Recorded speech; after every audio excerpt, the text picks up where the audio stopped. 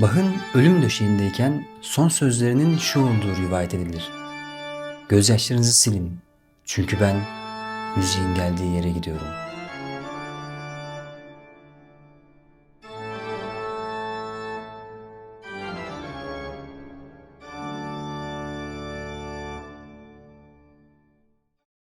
Şimdi öyle bir aile düşünün ki, daha doğrusu bir hanedan. O güne kadar kayıtlara geçmiş 60 üyesinden sadece 7'si müzisyen değil.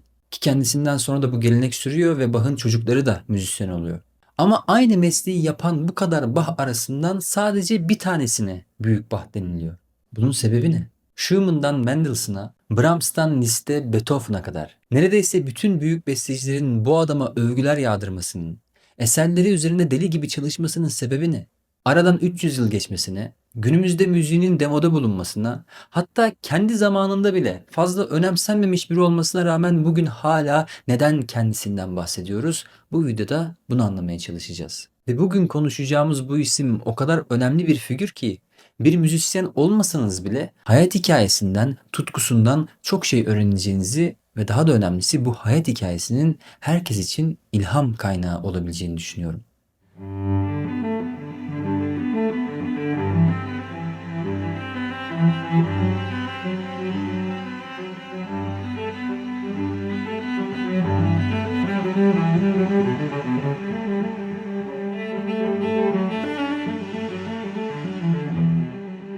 Johann Sebastian Bach, Almanya'nın Eisenach şehrinde dünyaya geldiğinde takvimler 1685'i gösteriyordu. Bu barok dönemin geç barok olarak adlandırılan son perdesiydi. O zamanlarda sanata yön veren, Bach'ın müziğinde de gördüğümüz görkem, şatafat, yücelik gibi kavramlar artık etkisini yitirmeye başlıyordu. Nitekim Bach 1750 yılında hayata gözlerini yumduğunda artık tarihte barok dönem geride kalmış ve klasik olarak adlandırılan yeni bir dönem başlamıştı. Bu yeni döneme soyluların, dini otoritelerin şatafat, yücelik ve görkeminden ziyade denge, sadelik, akıl ve doğa yasaları yön veriyordu. Yani Bach'ın hayatı aslında bir dönemi kapatırken diğerini açıyordu. Bu yönden bakıldığında onun hakkında yapılmış en iyi tanımlardan bir tanesi Türk besteci ve aynı zamanda bir müzik eleştirmeni olan İlhan Mimaroğlu'na ait. O Bach'ı yüzlerinden biri geçmişe dönük, öbürü ise geleceğe dönük bir ayna olarak tanımlıyor. Şimdi kendisinden önce bir gelenek var. Bir de ileride kendini göstermeye başlamış yeni bir dönem var. Elbette Bach'ın ilk işi geleneklerle. Kendi zamanında zaten çok ciddi alınan çok ünlü biri değil Bach. Ölümünden sonra unutulduğu bir periyot da var. Kendi çocukları bile onun yaptıklarını demoda buluyor ve müzikte yeni bir şeyler deneme ihtiyacı hissediyorlar. Yani Bach'ın büyük olmasını sağlayan şey bir öncü ya da müzikte devrim yapmış olması değil. Peki ne o zaman? Bach'ın yapmış olduğu şey, dedik ya gelenekler diye. Kendisinden önce yüzyıllar boyunca büyük çabalarla ortaya konmuş bu geleneği bütün bir literatürü toparlayıp o döneme kadar olan bütün tarz, form ve gelenekleri bir araya getirerek ve bunların hepsinde eserler vererek, onları sentezleyerek ve hatta geliştirerek bir sonraki nesile aktarıyor.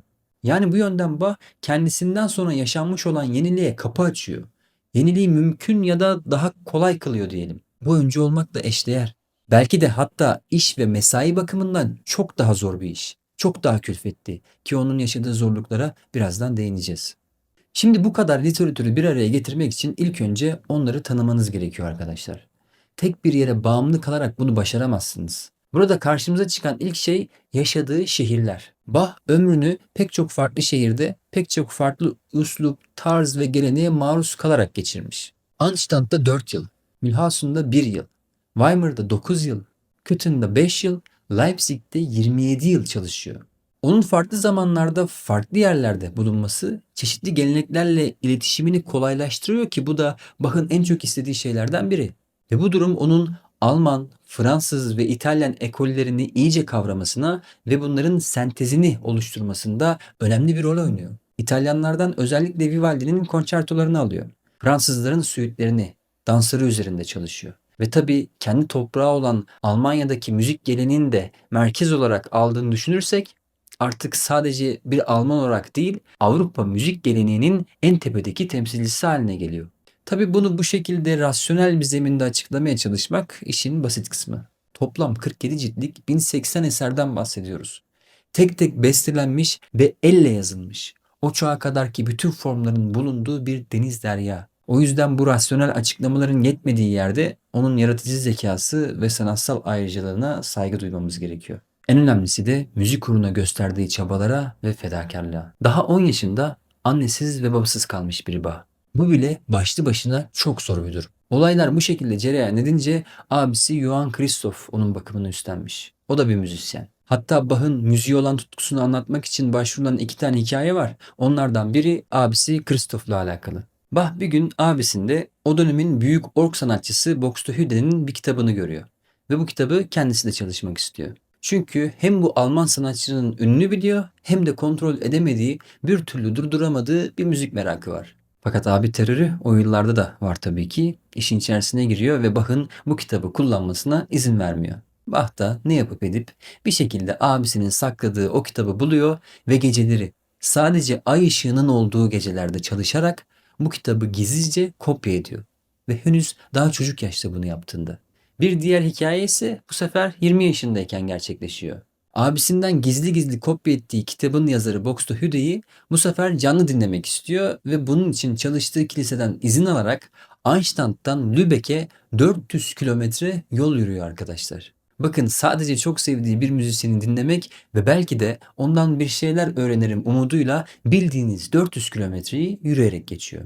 İşte delilik ve dahiliğin iç içe geçerek birbirine karıştığı yerdeyiz. Tabii bir şey üzerinde bu kadar emek verirseniz artık o işte başarısız olma şansınız pek kalmıyor ama onun bunca şeyi yapmasına sebep olan onun üstün zekası mıdır yoksa bunları yaptığı için mi bir müzik dehasına dönüşmüştür? Artık buradaki yorum size kalmış. Yani biz şimdi evimizin salonundaki online derse girerken zorlanıyoruz. Bir dinleti için neredeyse İzmir'den İstanbul'a yürüyerek gitmek büyük iş, büyük fedakarlık.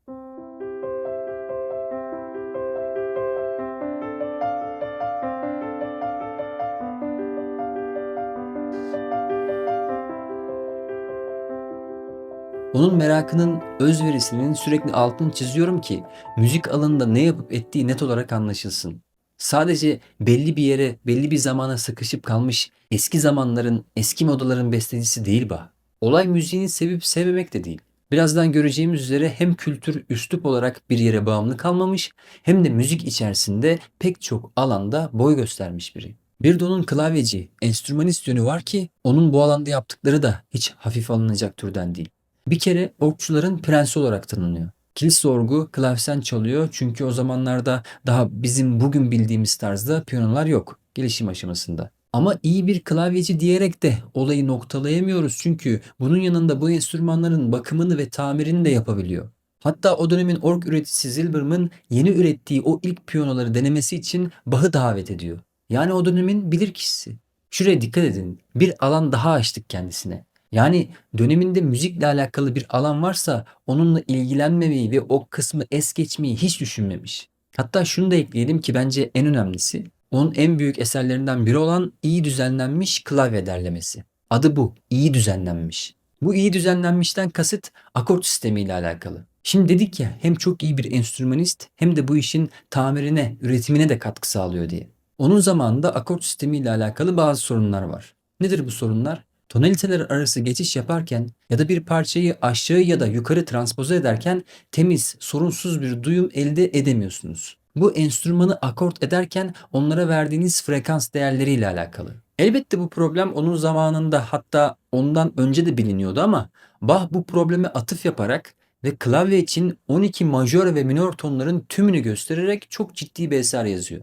Tabii kendisinin iyi düzenlenmişten kastının ne olduğunu tam olarak bilmiyoruz. Bir oktavı bugün bizim kullandığımız gibi birbiriyle tamamıyla eşit 12 parçaya mı böldü? Yoksa birbiriyle tam olarak eşit olmayan ama iyi düzenlenmiş bir sistemi mi savunduğu tam olarak belli değil. Sadece eserine verdiği bu iyi düzenlenmiş isminden bu problemi çözmek için bir girişimde bulunduğunu anlıyoruz ki zaten Bach'ın ilk biyografisini yazan Nikolaus Forkel, Bach'ın klavyelerini kendi akort ettiğini ve bu akort sayesinde tüm tonalitelere geçiş yapabildiğini ve bunun dinleyiciler tarafından neredeyse fark edilmediğini aktarmış. Yani şunu çok rahatlıkla söyleyebiliriz. Bach sanatçılığının yanı sıra fizik ve matematik bilgilerini kullanarak da o dönemin sorunlarına çözüm geliştirmiş biri. Evet, onun müziği biraz eski olduğu için belki bugüne söyleyebileceği bir şey olmadığını düşünebilirsiniz. Ama müzik zaten böyle bir şey. Sürekli yenileniyor, sürekli değişiyor. Bu değişim bazen geleneğe bağlı kalarak, bazen de gelenekten koparak gerçekleşiyor. Elbette abi boş ver ya bunları. Bizim eskilerden öğrenebilecek bir şeyimiz yok da diyebilirsiniz. Ama son olarak size hayatınızın en azından belli bir döneminde neden Bach çalışmanız gerektiğini ve bunun neden etkili olabileceğini anlatmaya çalışayım. Bir kere Bach kontrpuanın kralı. Hani bugün konservatuarlarda olan armoni dersleri var ya, onun da öncesi ve çok daha katı kurallara bağlı kalarak yapabileceğiniz bir şey. Bakın, bir melodiye basit bir eşlik yazmaktan bahsetmiyorum. Nedir kontrpuan? En basit haliyle en az iki melodinin, bu daha fazla da olabilir, aynı anda duyurulması. Fakat bu iki melodi her şeyden önce birbirlerine benzeyecek, fakat ritim ve kontur bakımından farklılık gösterecek. Ritmi zaten biliyorsunuz ama müzisyen olmayanlar için söyleyelim, kontur ne demek? Kontur bir melodinin şekli, çizgisel yönü demek. Tizleşmesi ya da pese doğru gitmesi gibi. Şunu tekrar söyleyeyim bakın. Aynı zamanda çalan bir melodi ve ona eşlik eden basit akorlardan bahsetmiyorum. Aynı anda en az iki melodi, ki bu daha fazla da olabilir. Şimdi hem bu melodiler arasında bir benzerlik yakalayacaksınız, hem de ritim ve konturda değişikliğe gideceksiniz. Böyle bir şeyi ancak ve ancak belirli ilkeleri gözeterek ve matematiksel bir denge kurarak başarabilirsiniz. İyi bestecilerin Bach çalışın demesinin sebebi bu. Alın onun müziğini kopyalayın, sürekli Bach dinleyin, yalnızca Bach dinleyin, onun kadar matematik kullanın demek değil. Schumann sadece füglerini çalışsanız bile yeter diyor. Bunun sebebi işte bu bahsettiğimiz kontrpuan.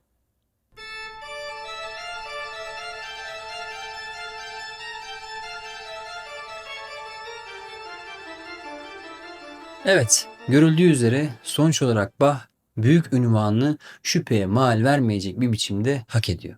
Belki size ilginç gelebilir ama o bütün bunları daimi bir geçim sıkıntısı içerisinde yaptı. Hiçbir zaman orta sayılabilecek bir gelire bile sahip olamadı. Onun zamanında bestecilik, müzisyenlik tabiri caizse bir uşakla eşdeğer görülüyordu. Bizim zamanımızdaki gibi karizmatik, önemli sanatçı figürüyle uzaktan yakından alakası yok yani.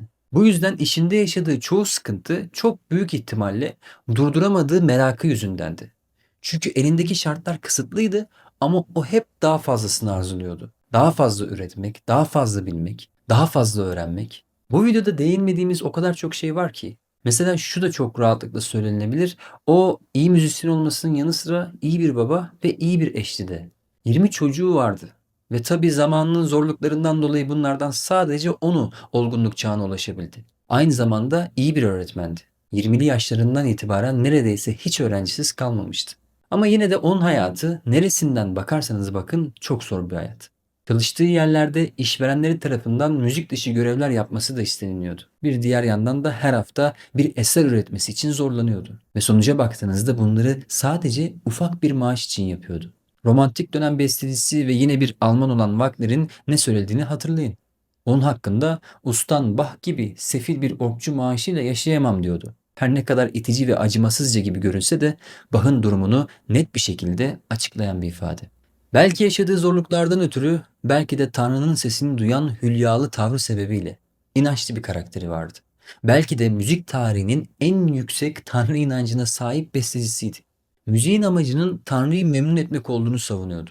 Tanrı benim kralımdır eseri yayınlanan ilk eseriydi ve her eserinin başına ve sonuna Tanrı'nın yüceliğine atıf yapan sözler ekliyordu. Tabii ki daha önce dediğim gibi aradan 300 yıl geçti. Bugün her ne kadar onu çok seven bir kesim de olsa, genelde onun müziği demode, çok fazla matematik içeren, akademik ya da dinsel, dogmatik gibi eleştirilere maruz kalabiliyor. Ama dediğim gibi müzik zaten sürekli değişen bir şey olduğu için bu durumu doğal karşılamak gerek. Bireyler için estetik açıdan hangi değeri taşırsa taşısın, bugün onun eserleri müzik öğrencileri için hala vazgeçilmez bir yerde. Onun müziğe olan tutkusunun ve gösterdiği azmin hepimize örnek olmasını diliyorum. Eğer sizin de söylemek ya da eklemek istedikleriniz varsa lütfen yorum kısmında benimle paylaşmaktan çekinmeyin. Bir sonraki videoda görüşmek üzere. Sevgiler.